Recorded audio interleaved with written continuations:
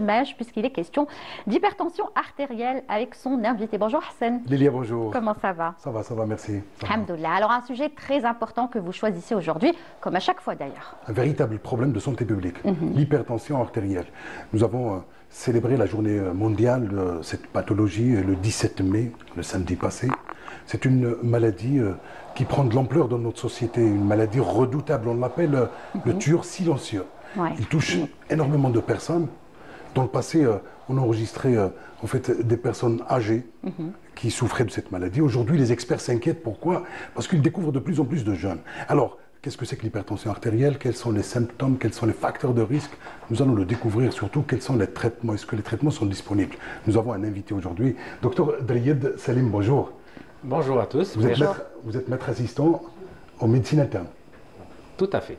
Donc, je suis maître assistant en médecine interne ici à Alger et je tiens à vous remercier tout d'abord pour l'invitation et pour du fait que vous vous intéressiez à un sujet hautement important qui est celui de l'hypertension artérielle. Je disais un véritable problème de santé publique. D'abord, docteur Drayed, pour commencer, qu'est-ce que c'est que l'hypertension artérielle? Tout simplement, l'hypertension artérielle, c'est tout d'abord, il faut le savoir que c'est une pathologie vasculaire. C'est-à-dire, elle est en rapport avec le passage du sang dans les vaisseaux sanguins. Et il se trouve que une pression normale, c'est-à-dire chez un individu normal qui n'est pas atteint d'hypertension artérielle, il y a une pression artérielle normale comprise en général entre 120 et 140 mm de systolique et entre 70 et 90 de diastolique.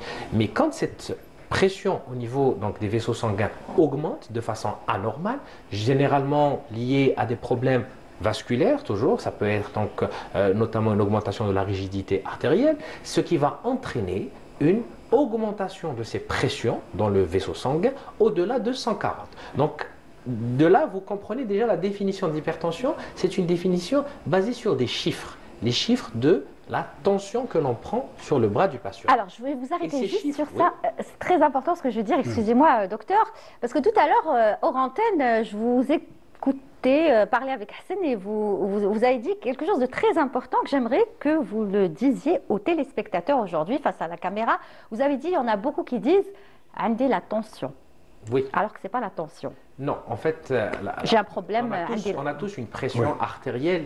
La pression artérielle, quand elle devient anormale, c'est-à-dire quand ça devient de l'hypertension, c'est-à-dire une augmentation au-delà de la normale de cette tension artérielle qui est censée être normale. Donc cette définition, en fait, de manière plus simple, plus basique, toute personne ayant une pression artérielle supérieure à 140 de systolique, où il y a 14 de systolique et 90 ou bien 9, communément on dit plus supérieur à 14,9 pour que les gens, pour faciliter le message aux téléspectateurs. Mais il faut savoir que ça dépend de plusieurs paramètres. Ça dépend du moment auquel on mesure la tension artérielle. Parce qu'il y a une différence quand on mesure la tension, les normes elles sont différentes. Quand on la mesure à la maison, c'est-à-dire dans des conditions au calme, au repos, chez soi, dans ce cas-là, la norme n'est plus de 140, mais elle est de 135. C'est-à-dire que c'est pour ça qu'aujourd'hui, d'ailleurs, pour bien définir l'hypertension artérielle, ça dépendra du moyen utilisé pour le diagnostic. D'ailleurs, je tiens à préciser qu'aujourd'hui, on ne diagnostique plus l'hypertension artérielle ou bien l'HTR, on ne la diagnostique plus au cabinet médical par une ou deux mesures. Aujourd'hui, les recommandations sont formelles. Pour être certain qu'un patient est hypertendu, on doit tout simplement faire soit une MAPA. C'est quoi la MAPA? C'est avoir un tensiomètre pendant 24 heures.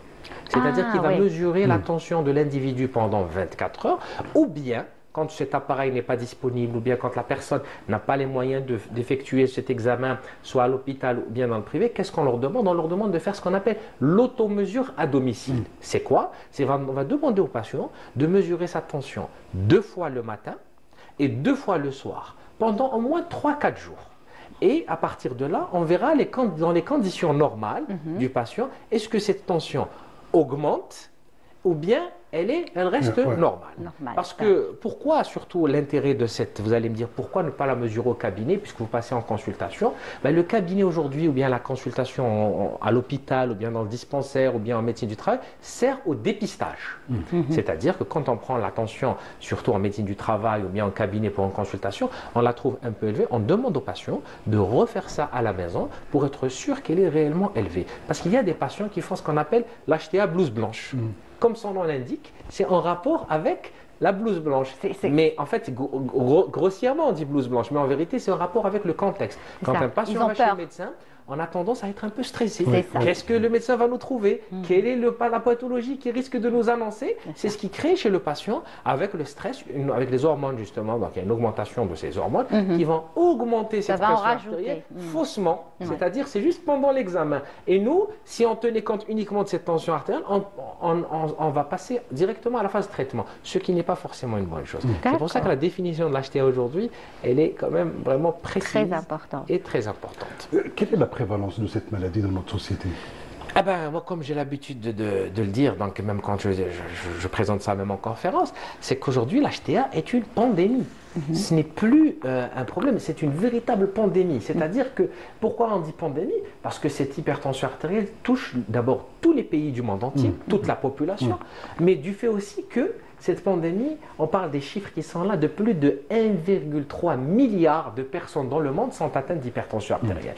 C'est dire ô combien cette hypertension représente un fléau. Sachant que, j'ajouterai au chiffre de 1,3 milliard, qu'environ chaque année, 10 à 11 millions de personnes meurent des conséquences directes de cette hypertension.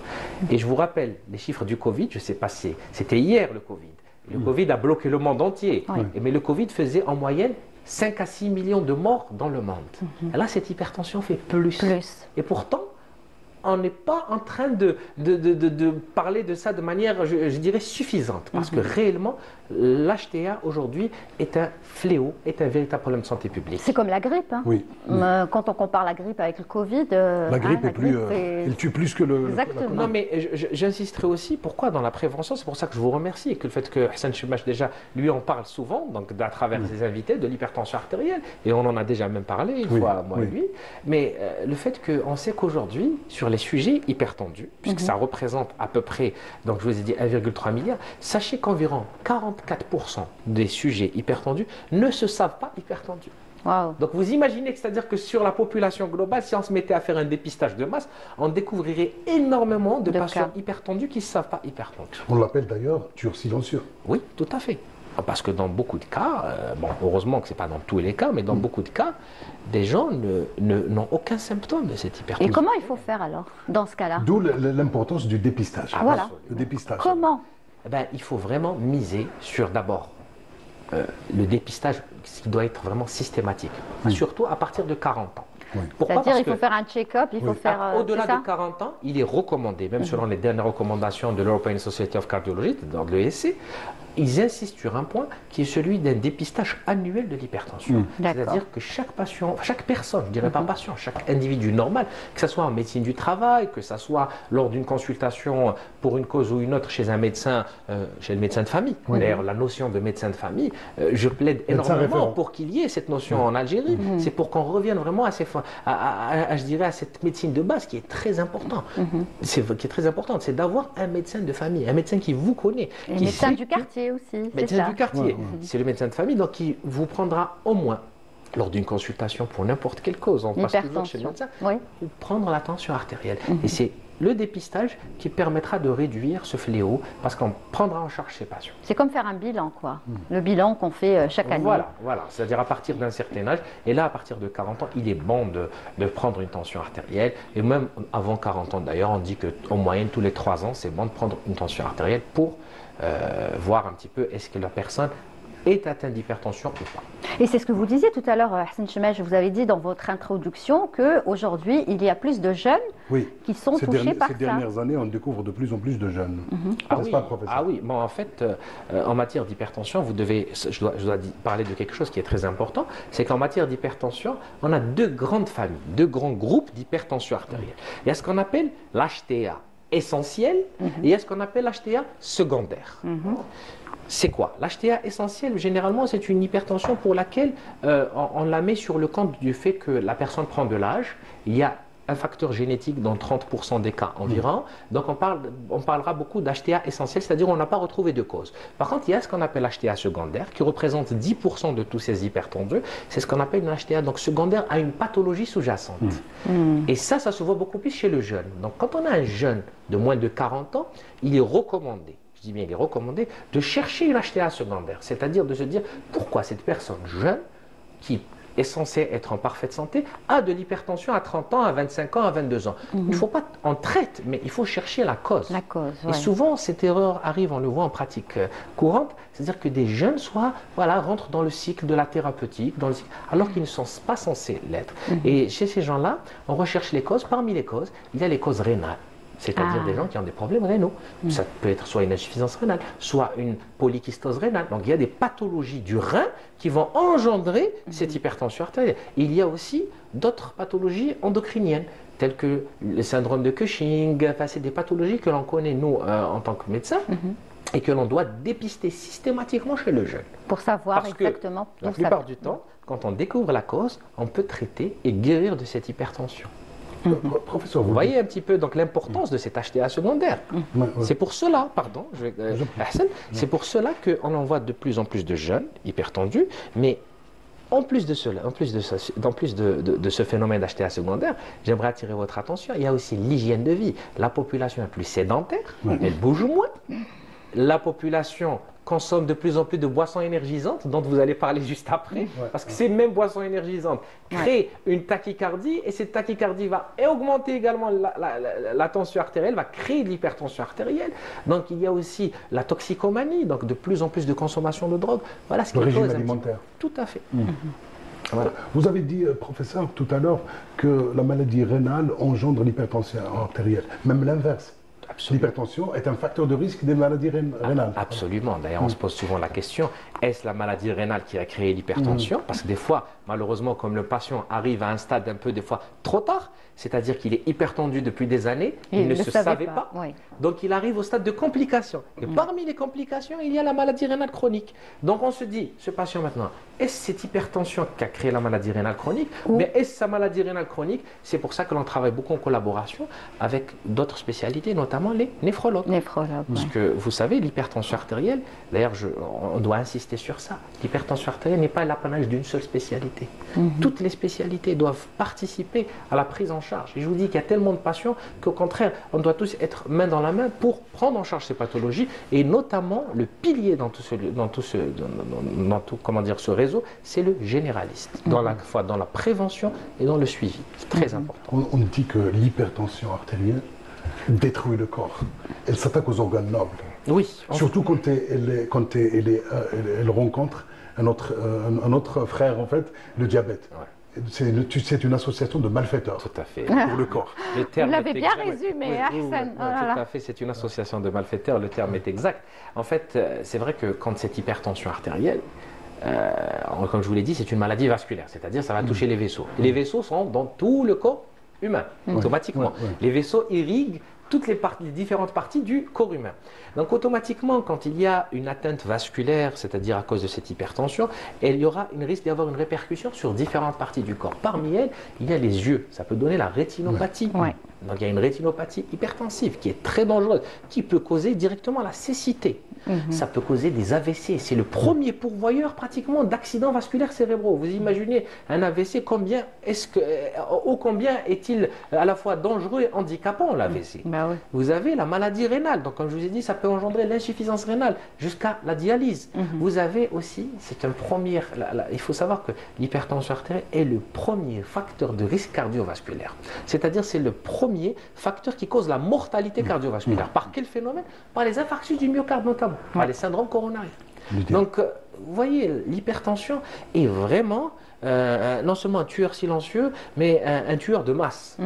Et c'est pour ça que sa prise en charge, qui est, franchement, quand on parlera du volet prise en charge, sa prise en charge va permettre à l'individu non seulement d'éviter toutes ces complications, mais de vivre sa vie normalement. Et surtout d'être suivi régulièrement. Ah oui, donc ne pas hésiter j'insisterai jamais assez, ne pas hésiter à se faire dépister et à se prendre en charge. Voilà. C'est vraiment le maître mot, parce qu'il y a, Dieu merci, une prise en charge. C'est pas comme dans le Covid où on était pratiquement, voilà, il y avait une prise en charge qui était très difficile, on n'avait pas de traitement direct. Là, il existe un traitement spécifique qui permet de réguler, de revenir à la normale de ces chiffres et d'éviter ainsi ces complications.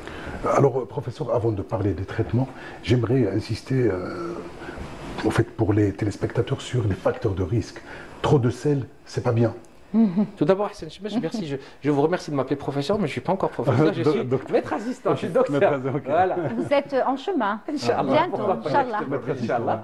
Donc, oui, effectivement, les facteurs de risque, il y en a énormément. Et parmi les facteurs de risque, il y a notre alimentation.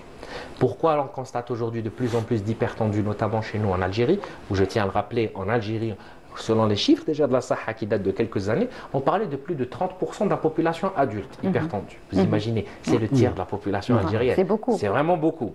Et parmi ces facteurs, il y a l'alimentation. L'alimentation déjà, en matière d'hypertension, elle est trop salée. C'est-à-dire que l'ennemi numéro 1 de la santé à travers l'hypertension artérielle, c'est le sel. Oui. C'est l'ennemi numéro 1. Pourquoi? Quand on vous dit aujourd'hui que la consommation, normalement, c'est-à-dire la consommation idéale pour un individu recommandée chaque jour ne doit pas dépasser les 5 grammes de sel. Et quand je vous dis que dans la baguette de pain, on se rapproche de ces 5 grammes. Et comme les Algériens ont tendance à manger beaucoup de pain, ajouter à cela du fromage, des olives, du hmes, du machin, du truc, c'est tout ça qui crée donc que l'individu dépasse largement, des fois le double, voire le triple de cette consommation de sel. Donc c'est pour ça que déjà, l'alimentation est le premier facteur, mais comme je vous ai dit, il y a aussi d'autres facteurs. Il y a l'obésité. Oui. L'obésité aujourd'hui qui représente un véritable problème aussi en Algérie. L'obésité et le surpoids aujourd'hui, on ne s'y attendait pas, mais les chiffres quand même sont alarmants. On parle de plus de la moitié de la population qui est soit en obésité ou en surpoids. Donc ça nous donne à réfléchir. Et quand on sait que cette obésité ou bien ce surpoids est un facteur direct de l'hypertension et de diabète. Et une fois le diabète arrivé, justement, le diabète va créer avec l'hypertension une véritable association de malfaiteurs. D'ailleurs, souvent, le patient diabétique devient hypertendu. Et souvent, le hypertendu, par la suite, avec une mauvaise hygiène de vie, peut devenir diabétique. Vous avez parlé du sel, est-ce que le sucre aussi Ah bah oui, c'est clair que le sucre aussi, malheureusement, l'excès de sucre est là et on le constate chaque jour avec l'alimentation et malheureusement qui débute depuis le jeune âge. Vous constatez... Non, je parle de l'hypertension artérielle. Est-ce que le sucre est en rapport comme le sel? Alors, écoutez, le sucre, c'est qu'il va créer, le sucre, on sait qu'une consommation excessive de sucre va créer ce surpoids, va créer cette obésité. Elle peut créer le diabète, qui est facteur de risque. Tout à fait, voilà. Tout est lié. On est là-bas, à travers toutes ces vidéos, il connaît très bien le sujet. Ah oui, c'est vrai, ça c'est vrai. Alors, ceux qui nous regardent maintenant se demandent, est-ce que les traitements sont disponibles? Ah bah Dieu merci, les traitements en Algérie ils sont disponibles, et ils sont même produits en Algérie effectivement. Donc les traitements en Algérie sont variés, c'est-à-dire on a pratiquement toute la thérapeutique qui est disponible en Algérie. Le malade donc a le choix. Mais le premier traitement, si vous me permettez, non seulement il est disponible, mais c'est le plus simple, c'est avant tout l'hygiène de vie. C'est la prévention. Mais on a commencé par la prévention. Non, mais pas seulement la prévention, c'est-à-dire même quand on est hypertendu, le premier traitement, ça reste des règles hygiéno-diététiques, même une fois hypertendu. Et passe par, on a dit, la réduction de la consommation de sel, mais aussi par une alimentation riche en fibres, légumes et en fruits aussi, c'est très important. L'activité physique. Et l'activité physique, c'est vraiment les piliers fondamentaux de la prise en charge de l'hypertension artérielle. C'est ça la base. Puis bien sûr viendra la thérapeutique orale, qui je tiens à le signaler aujourd'hui, est non seulement disponible, mais ne doit pas être retardée chez le patient. Justement, que risquent les malades qui n'adhèrent pas, en fait les malades qui ratent leur traitement? Les recommandations sont claires. Quand un sujet est diagnostiqué hypertendu, à travers ce qu'on a dit, soit une MAPA, soit une automesure tensionnelle, là, il faut absolument commencer la thérapeutique. On ne doit pas tarder. Et pourquoi commencer cette thérapeutique? Parce qu'on sait aujourd'hui que plus on tarde, plus il y a des dégâts qui se font sur l'organisme. Sachant, pour la bonne nouvelle, ce qui rassure, c'est que la plupart du temps, dans l'extrême majorité des cas, cette thérapeutique, c'est-à-dire ces comprimés que l'on prend, adaptés pour chaque patient, bien sûr, parce qu'il y a une multitude de thérapeutiques, il y a une multitude de classes thérapeutiques, généralement permettent d'obtenir une tension normale et de protéger ainsi parfaitement l'organisme de l'individu. Donc, quand on a l'arme qui est disponible, pourquoi s'en priver? Et sachant que, comme on en a parlé juste avant, si on ne prend pas les traitements, on s'expose à un risque qui est là, qu'on sait qu'aujourd'hui, cette chose, on sait qu'aujourd'hui, cette hypertension tue. Donc, automatiquement, le fait de ne pas prendre de thérapeutique, on sait qu'on s'expose à un risque très, très élevé d'avoir des complications cardiovasculaires. Donc, ne pas hésiter. Ces traitements sont gratuits, sont remboursés parce qu'on a la chance d'avoir ce remboursement donc, des thérapeutiques à travers notre sécurité sociale. Donc, il ne faut pas hésiter. En plus de l'hygiène de vie et c'est le cas aussi, notamment, je tiens à insister sur un point, parce qu'on parlait des thérapeutiques et éventuellement même du dépistage, même chez la femme enceinte, ça doit être vraiment systématique. Parce que la femme enceinte, c'est 8-9 mois en fait la grossesse. Mais durant ces 8-9 mois, il peut se passer beaucoup de choses. Et quand cette femme enceinte, durant ces 8-9 mois, a de l'hypertension, et qu'elle la sous-diagnostique, qu'elle ne la dépiste pas, croyez-moi que malheureusement, ça porte un grand risque à la fois sur donc, son futur bébé, son fœtus, son futur bébé, sur sa santé à elle. Sur sa santé à elle. Donc cette catégorie de personnes, j'insiste pour qu'il y ait un dépistage vraiment important. Généralement, il se fait par les gynécologues, mais malheureusement, dans certains cas, on voit encore des femmes qui ne consultent pas jusqu'à plusieurs mois d'avancée de la grossesse pour qu'elles consultent. Ça, c'est vraiment important. Très bien, vous avez bien expliqué. On a fait le tour de la question. Mais c'est bien, parce qu'il maîtrise vraiment son sujet. Donc, c'est ce qu'on disait tout à l'heure. Bientôt professeur. C'est clair. C'est clair. Vous voulez rajouter quelque chose, Hassan, avant la fin? Merci, professeur. Merci d'avoir répondu à toutes les questions. C'est riche. Merci aux téléspectateurs. Peut-être que lui, il veut rajouter quelque chose, le professeur. Peut-être une information que vous n'avez pas donnée. Vous voulez insister sur quelque chose de particulier? Adressez-vous à la population. Moi, je dirais tout simplement que, effectivement, on a parlé d'hypertension comme étant un fléau. Mais Dieu merci, ce fléau, on peut tout d'abord le prévenir par une bonne hygiène de vie. Premièrement. Et deuxièmement, pour ceux qui deviennent, malgré cette hygiène de vie hypertendue, sachez que la thérapeutique donne très bien. Même si dans une petite catégorie de population, on peut parler d'HTA résistante, mais même dans HTA résistante, mais même dans cette catégorie, il y a une prise en charge adéquate. Donc n'hésitez pas à vous prendre en charge. Nous sommes là pour vous aider. Et voilà. Merci beaucoup. Hassan. Alors moi j'ai envie d'insister sur l'activité physique et l'hygiène alimentaire. Faites attention à ce que vous mangez et évitez d'être sédentaire. L'activité physique. Si vous ne pouvez pas faire du sport, faites de la marche. 30 minutes par jour ou par 48 heures réduit de 50% la survenue des maladies cardiovasculaires, notamment l'hypertension artérielle. Absolument. Vous le faites? Je le fais. La marche, la course? Moi, je marche chaque soir. Ah bon? Eh oui, vous me l'aviez dit déjà la dernière fois. Après manger ou avant? Non, après. Après manger, je sors et parfois je le fais en famille. Et quand ils ne sortent pas, je sors seul. Vous n'avez pas la flemme. Très bien. Et ben voilà, il faut suivre l'exemple. Pourquoi en fait? Parce que moi, j'ai appris une chose. J'ai discuté avec un professeur qui a beaucoup insisté qu'il faut garder en fait au moins 3 heures entre le dîner et aller dormir. Tout à fait. Ouais, c'est vrai. Pour laisser un minimum de 3 heures. Voilà, un minimum de 3 heures. Donc c'est ça. Vous avez bien pour dormir tranquillement. Alors lorsqu'on rajoute une marche, c'est encore mieux. On dort tranquille. Très bien. Merci beaucoup, Hassan, pour tous ces conseils. Merci à vous, docteur, d'avoir répondu à toutes ces questions et de nous avoir surtout bien expliqué le sujet donc, de l'hypertension artérielle. Et puis, vous reviendrez, bien évidemment, avec Hassan quand vous serez professeur, cette fois-ci. Non, mais je plaisante. Vous revenez quand vous voulez, mais quand vous serez professeur aussi, vous reviendrez. Merci beaucoup, Hassan. Merci à vous, docteur, et à très, très bientôt.